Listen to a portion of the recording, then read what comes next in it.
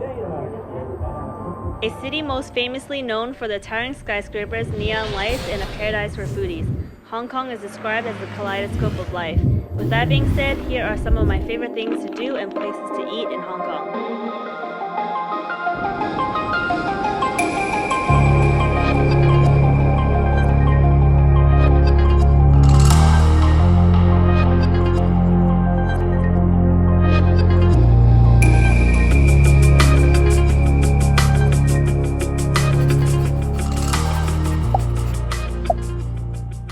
First things first are street markets, and you'll be able to find a bunch of these all around Hong Kong, both day and night.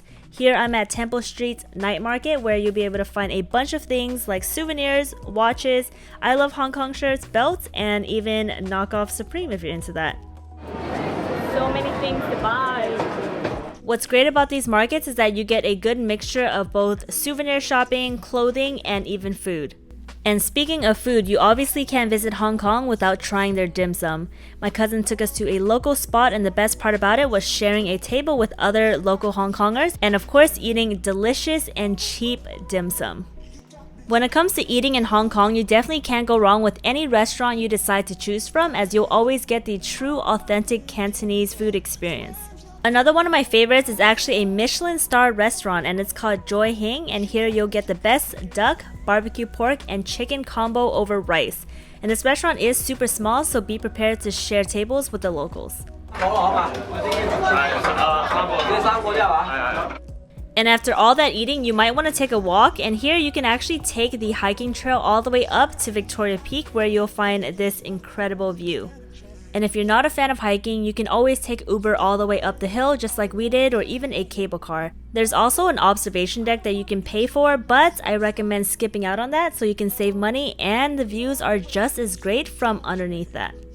As far as transportation goes, I highly recommend getting an octopus card, which you can purchase at any MRT station, and you can load it with as much money as you want on it, as it works for the subway, the bus, and even most convenience stores.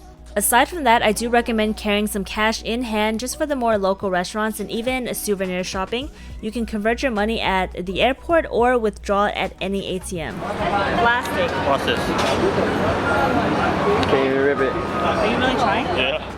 We rode the train east of Hong Kong to a district called Quarry Bay to visit this famous apartment building that you might recognize from all over Instagram. It's actually where they filmed a scene from Transformers 4.